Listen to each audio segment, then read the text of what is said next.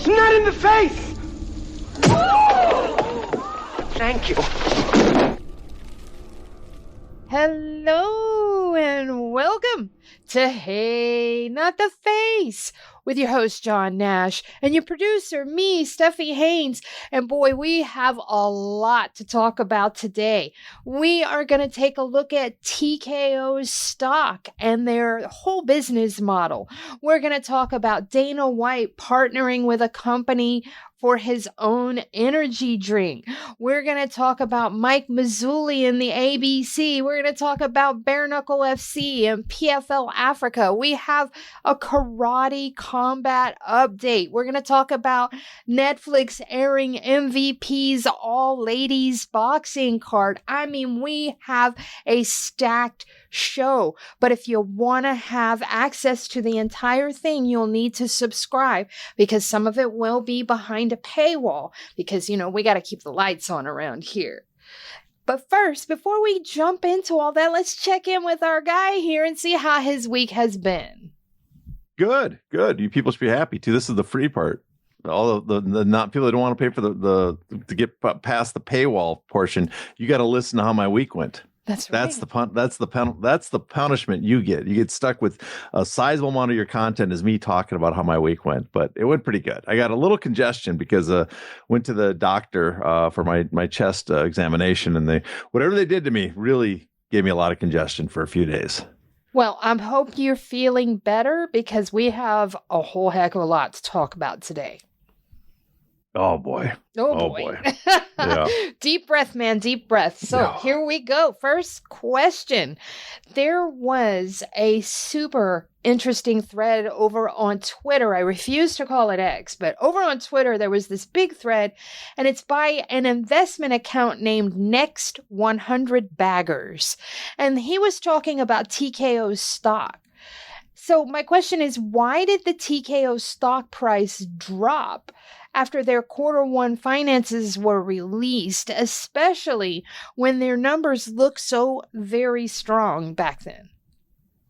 Well, first I should note, I am not a stock guru or an investment expert, anything like that. I've done some consulting though. Surprisingly enough, various equity and financial research companies will contact me to have sessions where I go through what's going on with boxing or MMA. If people are invested in using their services and they see that they're poor at their job, that might be an explanation. They're contacting people like me.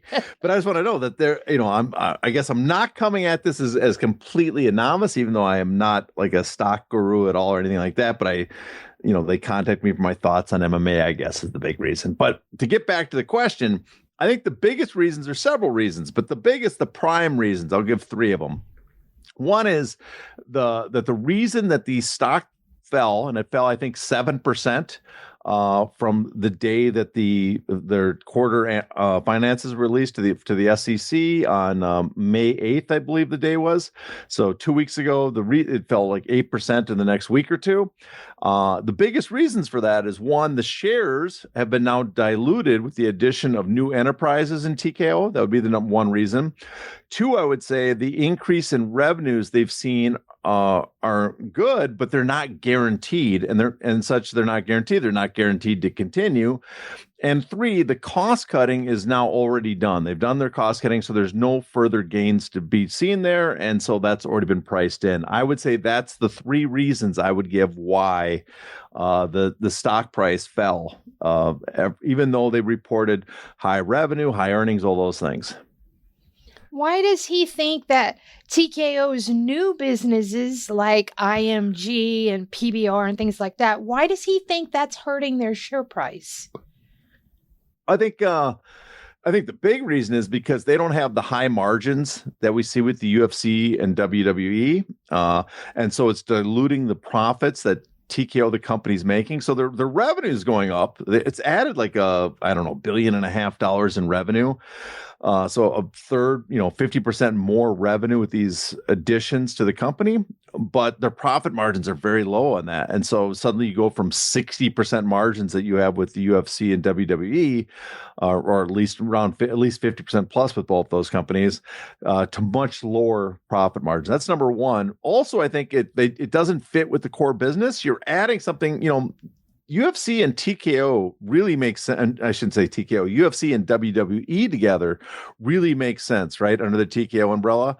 The addition of boxing really makes sense to that. It's a combat sports. They share a lot of the same staff because they do the marketing together. They sell to advertisers. They can use the same sales team to sell to, to talk to advertising and marketing. They can negotiate the broadcast, use the same team to negotiate broadcast deals, use the same production staff to put on events. So all that makes a lot of sense. And so that's the other thing. It doesn't really fit with the business. There's not a lot of synergy there, as they always like to say. And finally, I think they recognize it. It's an asset dump by TKO, who also gained shares in this. TKO took these entities that were diluting the value of Endeavor. I should say not TKO, Endeavor, the parent company, took these companies that were weakening the share price of Endeavor. They pushed it off onto TKO, a company they control, and in return, they got greater stock shares in TKO, so diluting everybody else's shares, and so they got greater control of TKO. They've diluted other people's shares, and they dumped these not super high performing companies on TKO and took them out of Endeavor. So, I think that's the reason that these additions on paper, which you'd think would help, a lot of people look at like this was not good for TKO's stock price. Quick question on that. You said they added over $1 billion because of all this, but that when prospective broadcast partners look at that, do they realize that that's kind of like a one-time deal, that they're going to get all that money like that in that fashion? Well, it's not a one-time. The IMG does about $1.5 billion in revenue per year, I believe. I have to recheck, but something like that. Oh, okay. And so that additional revenue is going to be on the books every year for TKO, but the profit margins are much lower. And in return, because TKO had to buy that from Endeavor, and part of the purchase was they had to give shares to Endeavor. They had to basically create shares to pay Endeavor for this entity that no one really wanted. It dilutes everybody else's ownership in TKO. Okay. Why didn't the good news regarding the increase in site fees and sponsorship, as well as the upcoming media rights deal, have a more positive impact on the stock price? Well, again, this is a couple reasons here, I'd say. The first is, as Robert Joyner, Rob Nashville, you guys should follow him on X. In fact, I think he's the person that got me to see this thread, both of us the first time. As Rob Joyner pointed out, the site fees come with lumpiness. Remember the famous getting rid of lumpiness? Mm-hmm. The site fees come with lumpiness. They are not guaranteed contractual revenues. So who knows if they continue? So when the investors look at the site fees and see that they're up, that's great. But there's no guarantee these payments will continue every quarter, every year. And so they don't really price that much into them. I mean, I'm sure they expect that there'll be continued site fees, and TKO says they're really going to push and raise the site fees, but it's not guaranteed. There's no contract. They have to sell those every event, going out of business sales. They refer to in boxing. So that's one. With regards to the media rights, I believe the media rights has already been priced in. People expect it to hit a certain price. I don't know what that price everybody is thinking is, but let's say they priced in a $900 million media deal, that everybody assumes that UFC is going to get $900 million in the next media rights deal. Well, when that deal gets announced, if it's $1 billion, then we'll see the price go up. And if it's only $800 million, we'll see the price go down, because everybody's already priced in the fact that they expect the UFC to get a big media rights deal. So we'll have to wait and see what that media rights deal is. But they've already talked it up so much. I think there's very little they can get out of the positive news about an upcoming media rights deal. Do you think that they get their 900, or do you think that with the times the way they are economically, that maybe they get $750 or something? I mean, I have no way personally of knowing. I do not negotiate TV deals. I don't sit in the room with there. Just based on my knowledge, I think a couple of things. One is they are correct when they say they're in a perfect situation for a good media rights deal because there's no other properties on the market. And so they're the only one that can bundle basically a whole sport. So if you're looking to get into live sports, which a lot of networks are, they're the only seller and they have multiple buyers. That should drive the price up. At the same time, I do have the sense that a lot of the buyers, the media market has maybe gone too high. A lot of them feel burned. Maybe they don't see the value in the UFC at that price. When you hear stories that their pay-per-views aren't selling as well currently, do you want to dish out that kind of money? Because the pay-per-views would be the prime mover of this deal. It'd be the primary interest of what would inflate the price because their Apex shows, their Fight Night shows, they do not look like they do the type of ratings that would make you think that it's worth that much. At the same time, too, the people that are spending a lot generally don't do pay-per-view, and I don't see the UFC as being a non-pay-per-view product. You know, they can draw, but they don't draw like NFL numbers, right? Or other major sports in their biggest events. They don't do numbers like that. So it's hard to see how you would get that much for what's normally why they do it on pay-per-view, because there's a large number of fans that will pay money.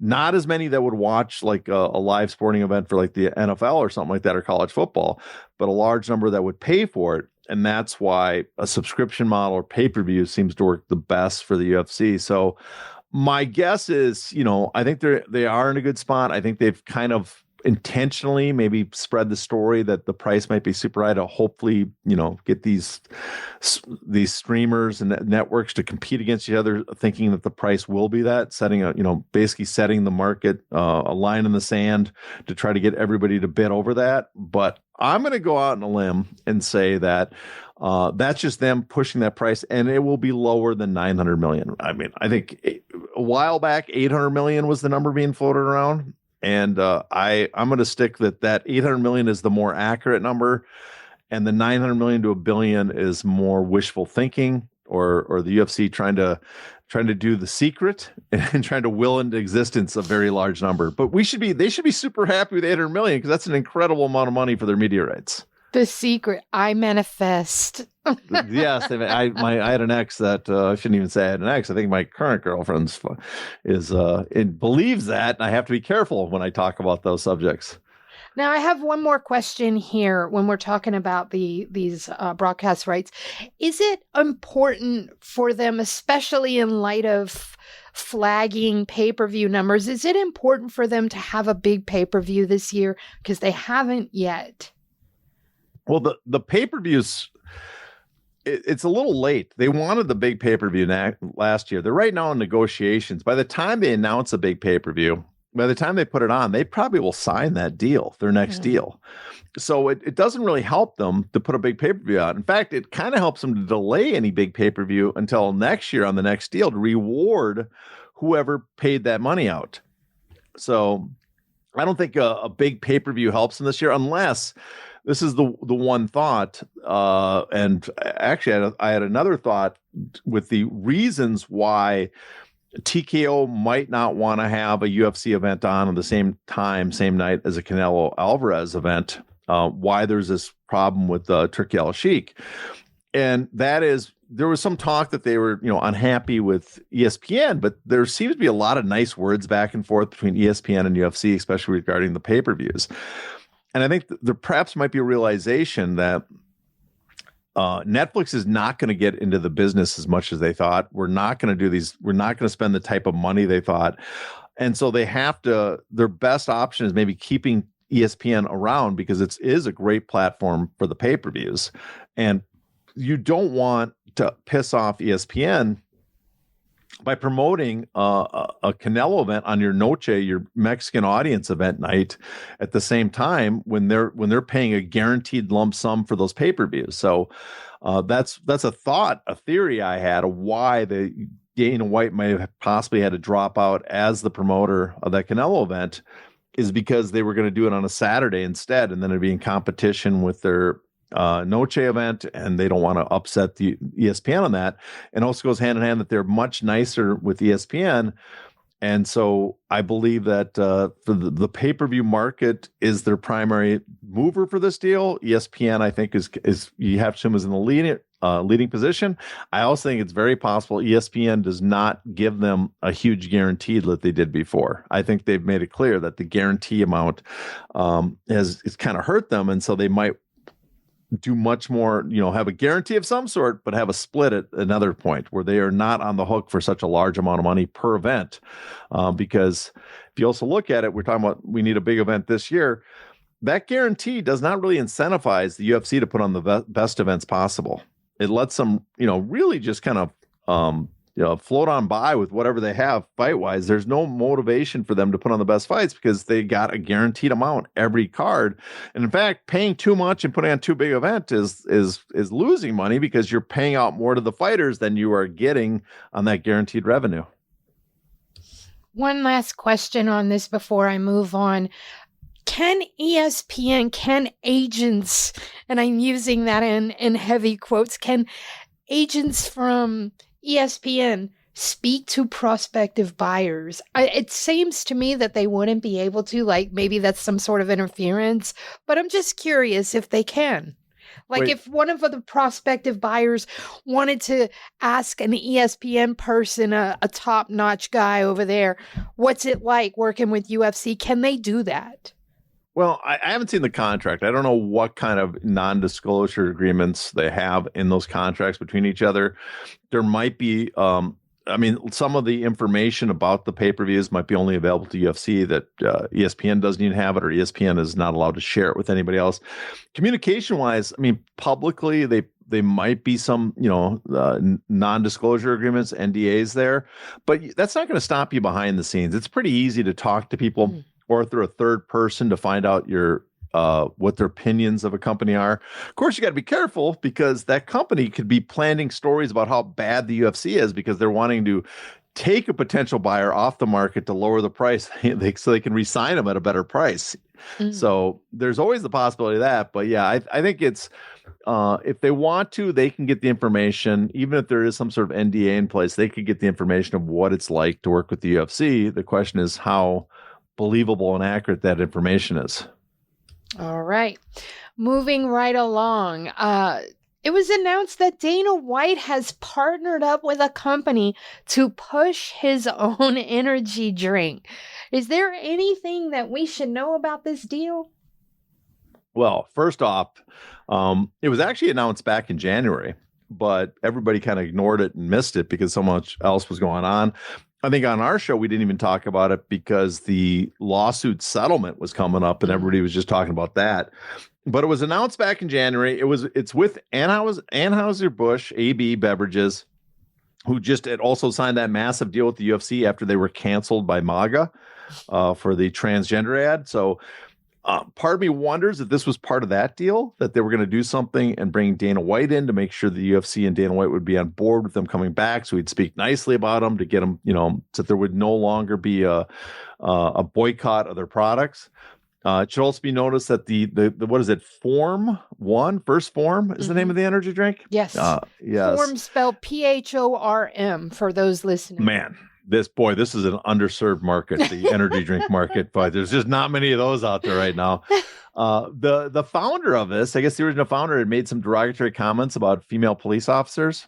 And so it's a brand that probably goes well with the rebranding of AB and with the, bringing it into the UFC. So there's that part.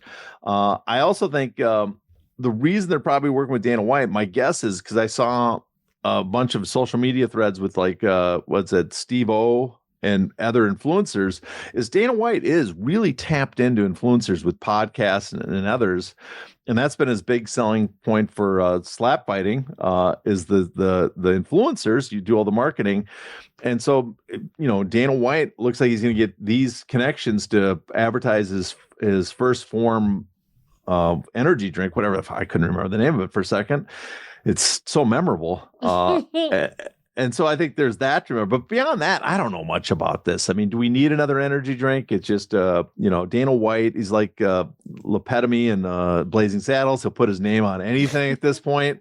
The guy is, I mean, he's got a whole, what did Rob Joyner call his portfolio? Jerkshire Hathaway. Yes. So he's building this empire of stuff through his brand image.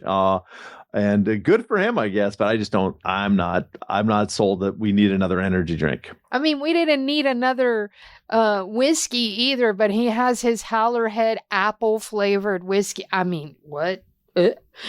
All right. So let's talk about ticket prices, because ticket prices at the Apex are absolutely soaring. Now, it used to be that, just a limited number of people could get in there. I think it was 100, 150.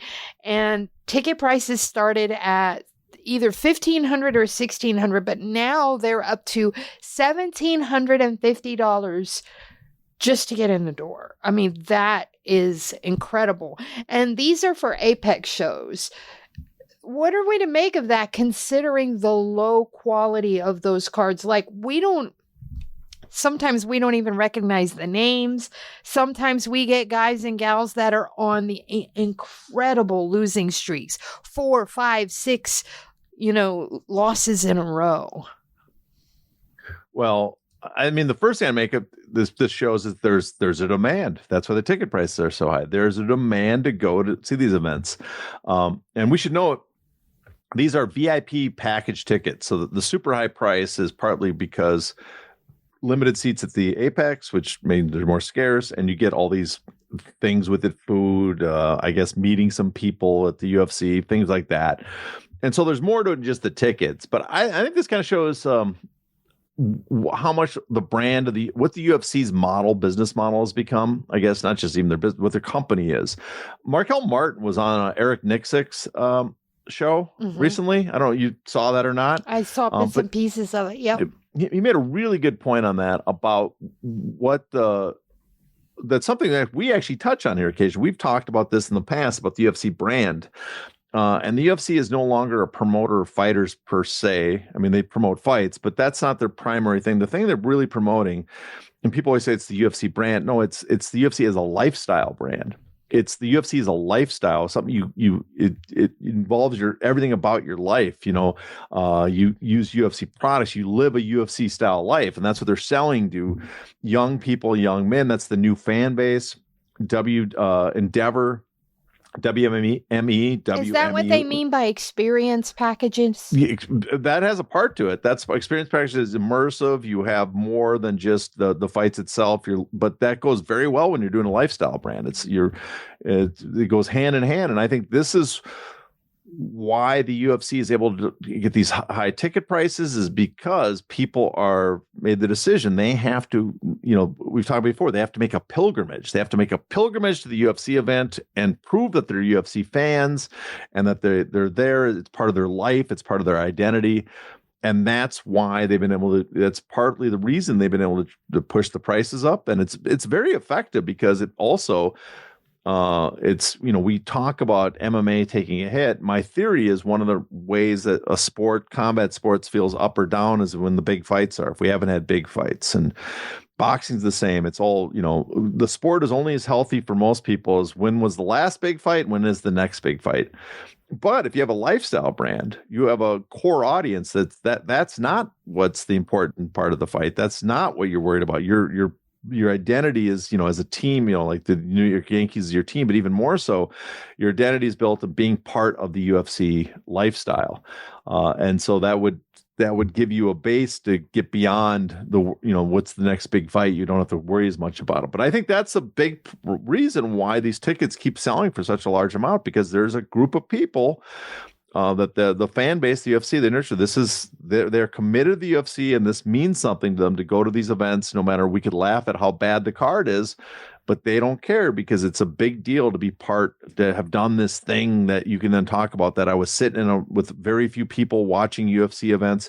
It's almost like when I went to go see Prince back in Minneapolis, when he used to play these tiny shows, and we all took it for granted.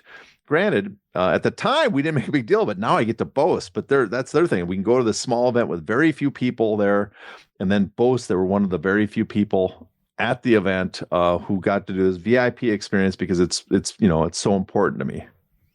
Is there any part of that a force of sort of forceful nature, like they're setting these ticket prices sort of to see if they can sell? I mean, are they selling these out is I guess my question.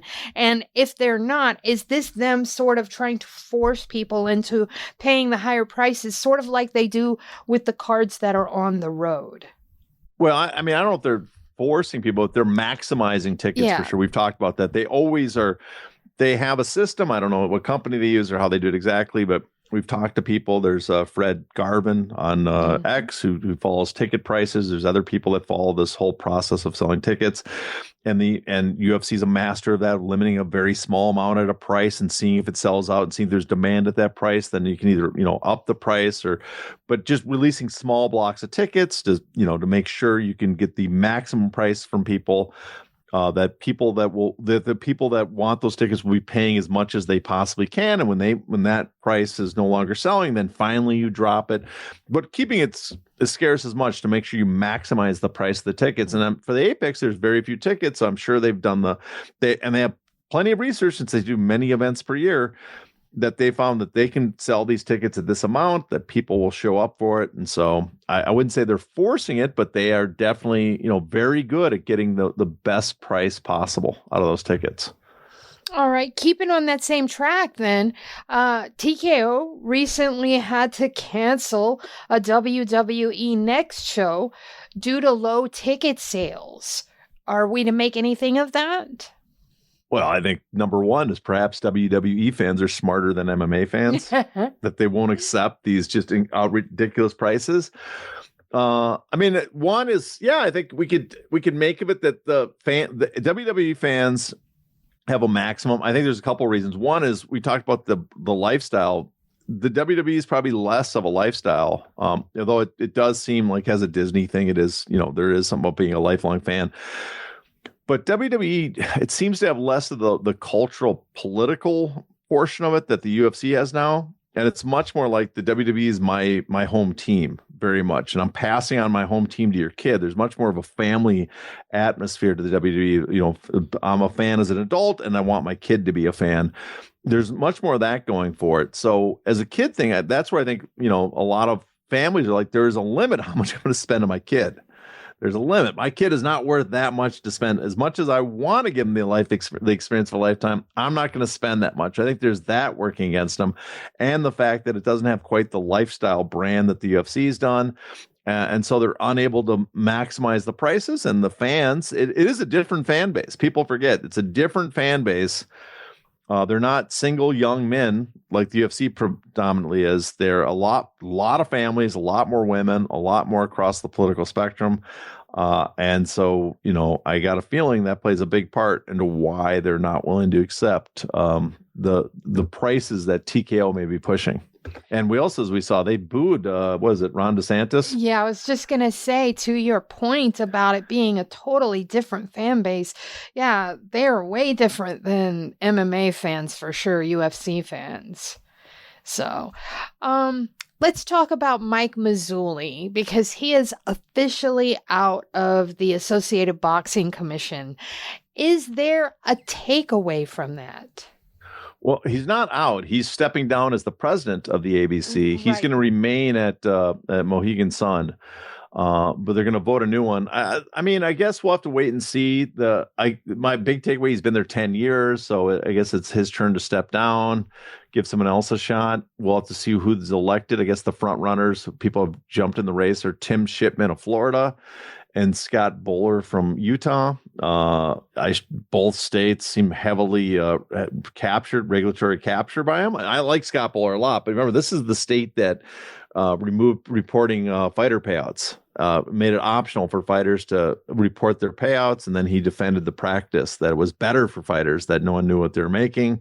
Even though we have plenty of evidence that fighters could use that for negotiations, it was better for them to report it. So, but obviously had done that because they wanted to get more UFC events into Utah, and Utah has been now paying site fees. So it is interesting. These two states that are very much I guess we talk about regulatory capture, but these two states that bend over backwards for the UFC, with Florida and Utah, are the two that are going to be the ones, the front runners right now, the two running to replace Mike Mazzulli at the ABC. So there's that. It's also interesting that he announced he's not running, coming on the heels of the fact that the Ali Act is supposedly going to be amended.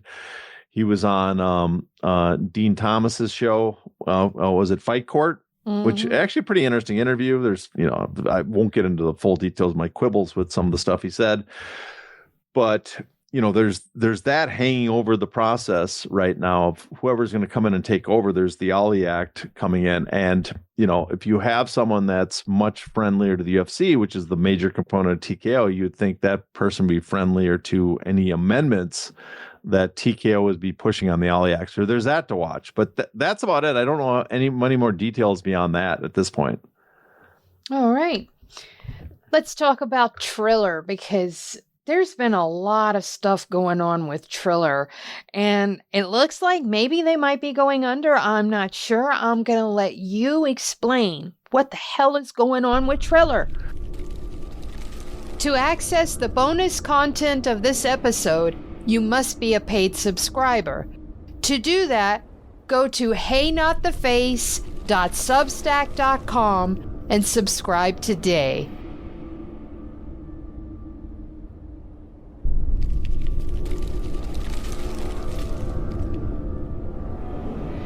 Ow! Ow! Not the face!